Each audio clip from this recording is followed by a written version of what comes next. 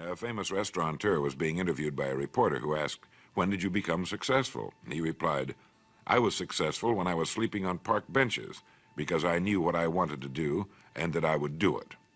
In short, his attitude had been one of success, of expecting success long before the material, the tangible rewards of success had been earned. We'll get into this particular phase of Lead the Field in record number 3, A Worthy Destination. But for now, remember that a person must act, look, and because of these things, feel successful before the success he seeks can come. Chances are you know people who seem to be what others call lucky. All kinds of good and wonderful things seem to happen to them, and they give the impression of happily sailing through life, having a wonderful time, and getting more accomplished in a year than most people do in 5.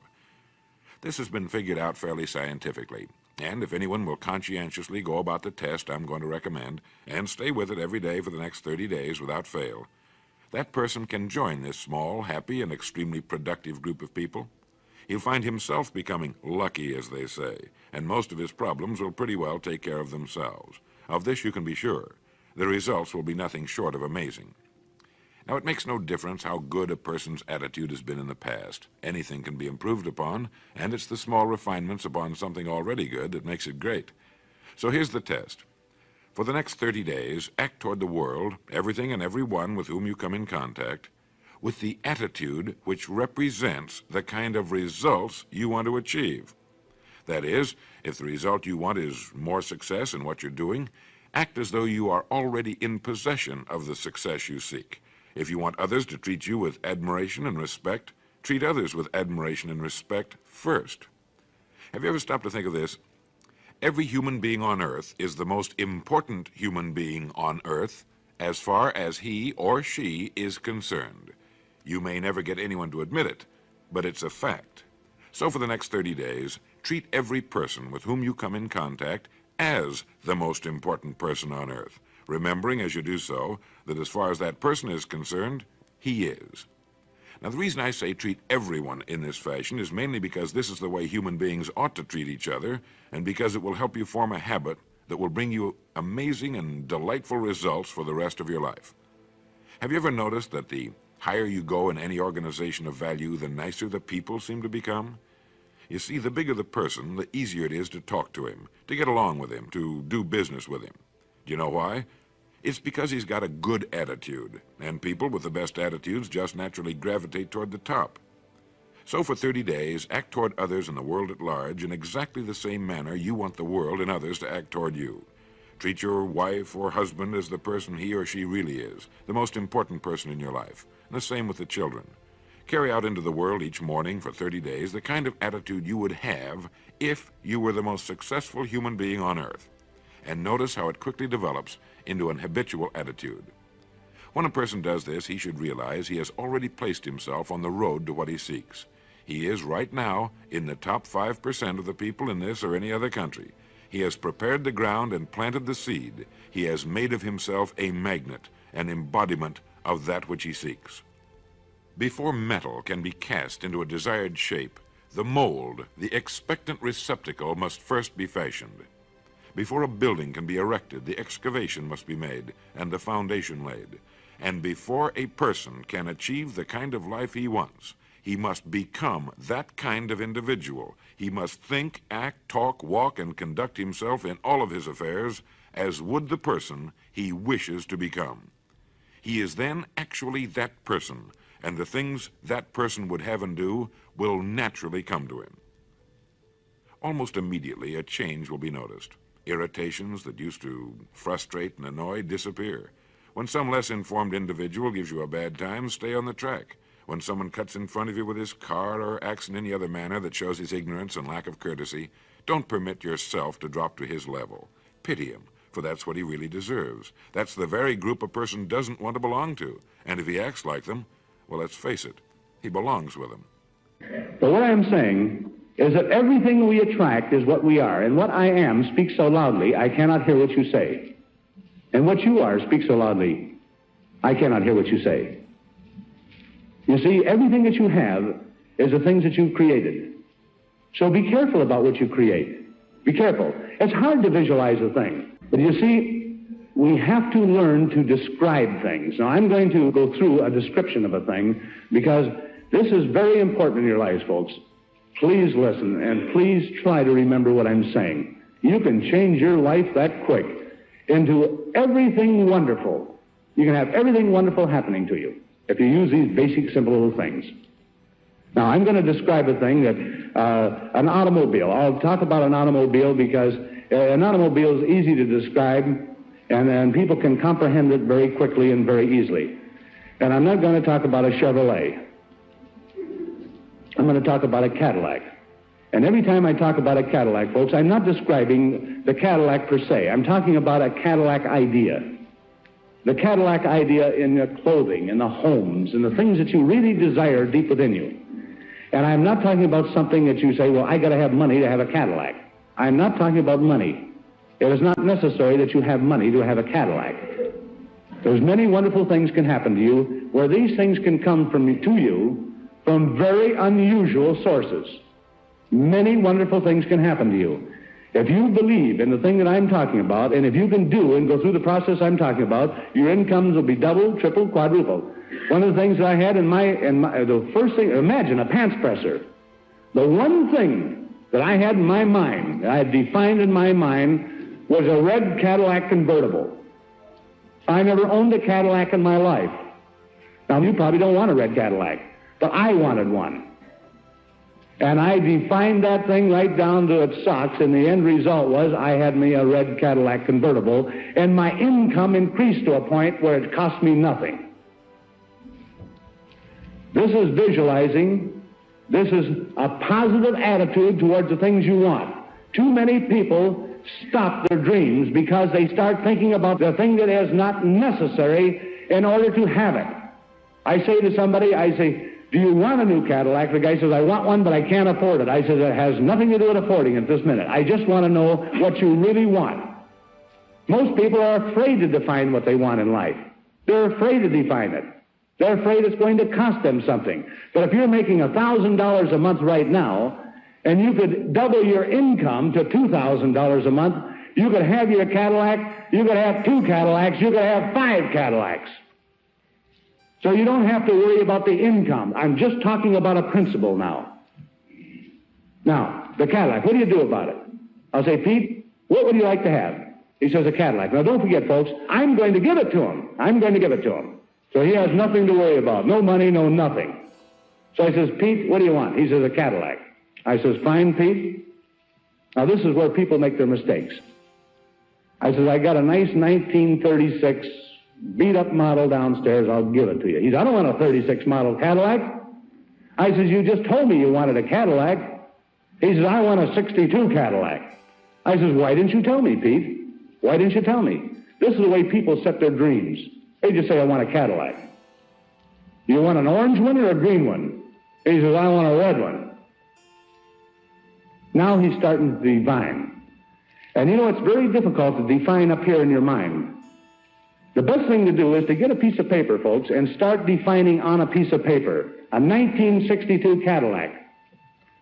A red Cadillac. Convertible. I'm just describing one car now. You can have any kind of car you want. White wall tires. Electric windows. Air conditioning unit. The guy says, how much does that cost? I says, don't worry about it, you're going to get it for nothing.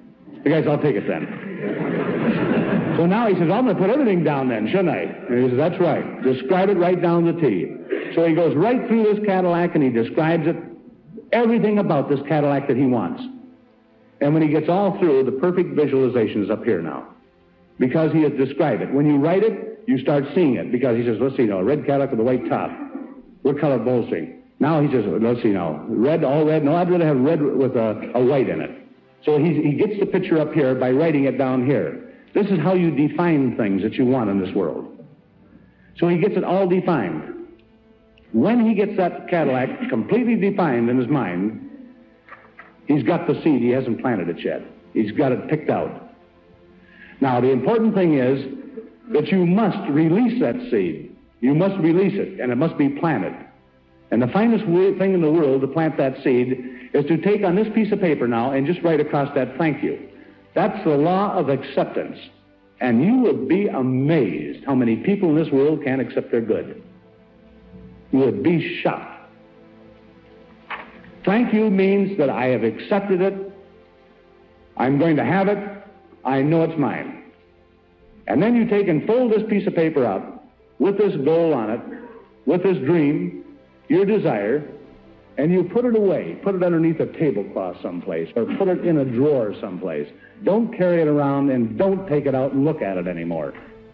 When you do this, that is planting it in the subconscious mind. You've accepted it, it goes into the subconscious mind, and the thing starts to work. Now, the reason you put this away, the reason you put this seed away, after you have defined it and the seed has been planted in the subconscious mind, you put it away someplace, never to look at it again. And the reason for it is like planting the seed in the earth, folks. If you go and dig that seed up 2 or 3 times a day to look at it, nothing's going to happen. And if you've ever seen a lack of faith, it's the farmer who had the gullibility to go and dig a seed up to find out if it's growing yet. Now, there's real faith. He really believes in the laws of growth. And that's the same thing with us human beings. This is where we're making our mistakes. When we plant that seed in the subconscious mind, and it's there, the dream is there, the thing starts working towards you. The Cadillac starts to work towards you. Events starts taking place out here, and the first thing you know, it's getting closer and closer to you. Now, if we take it out and we look at it, the thing that happens is we say, I wonder where it's coming from. This is a true showing of lack of faith. I wonder when it's coming. I wonder how it's coming. And so you are putting doubt into the law, and it will not come, folks. It will not come to you. Now, what's going to happen, the seed that you planted in the subconscious mind, you'll be driving down the street, you'll be in a restaurant talking to a friend, and all of a sudden this red Cadillac convertible with a white top, and the whole thing will hit you right again, or you'll see your dream. It'll keep coming back. The reason this thing keeps coming back to you, this is the only way that the universal law has of talking to you. There's no voice. That's all in visualization. And when this dream comes up, what it really means is it is on its way to you. It is on its way to you. It's right around the corner. And so you do not, at that time, say how, when, or where. All you do is say, thank you, because you know it's on its way. And that immediately puts it back out of your mind. Now, how would you act if you really and truly wanted a red Cadillac convertible? If you really and truly wanted one, it was a strong desire in your life, and you knew it was on its way, how would you act? Man, you'd vibrate all over, wouldn't you? You'd feel terrific. You'd keep saying to yourself, man, it's almost here, it's almost here. You'd walk taller, you'd look taller, you'd be happier, you'd be more positive, you'd be more everything. And so you act different. You talk different. You even look like a prosperous person. You have things, wonderful things happening to you. Now, where does the positive attitude come in at?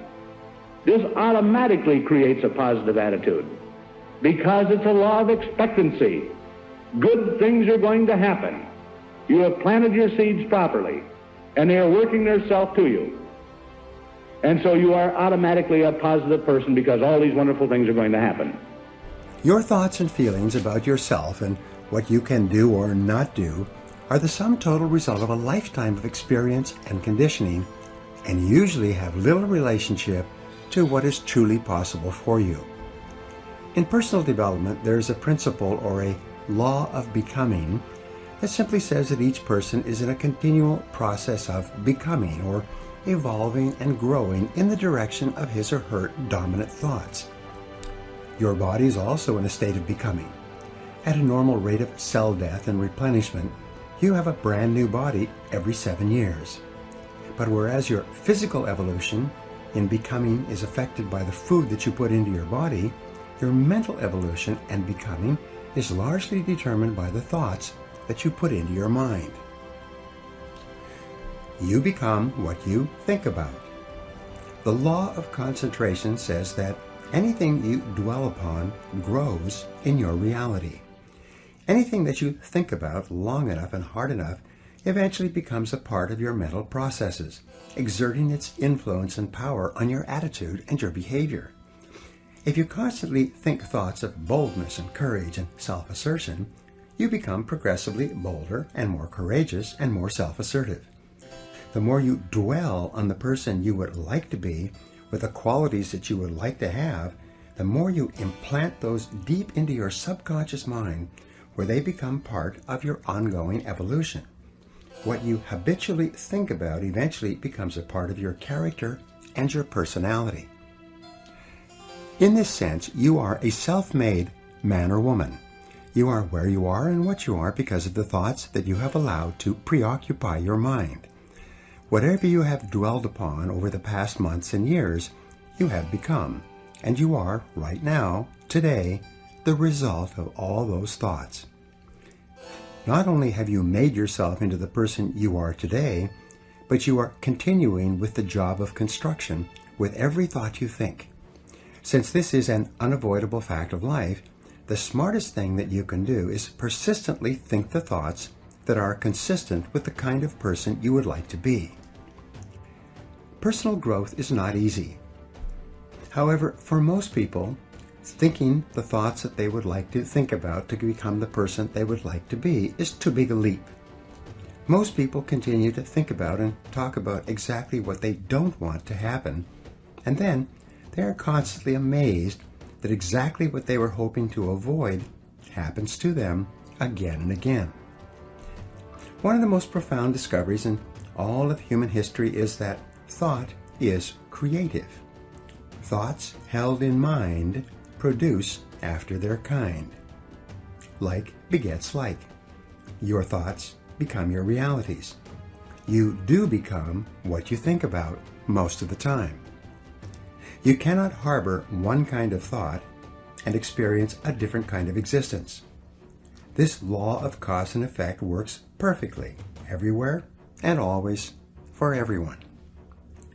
The development of unshakable self-confidence therefore begins with you taking full, complete, systematic, and purposeful control over the contents of your conscious mind.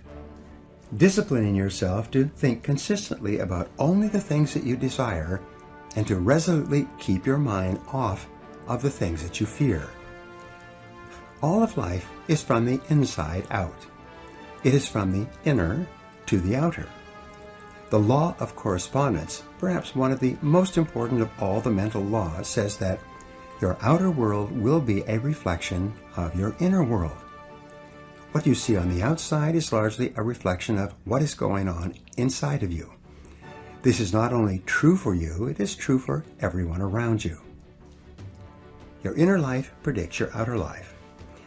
Many times we see people who seem to be very nice and pleasant on the outside, but who seem to have continuous problems in their personal and business lives.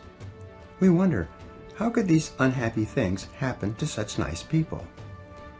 The unavoidable fact is that, with few exceptions, most of what a person experiences in his or her outer life corresponds exactly to something that is going on in their inner life, something which you seldom know. And it cannot be otherwise.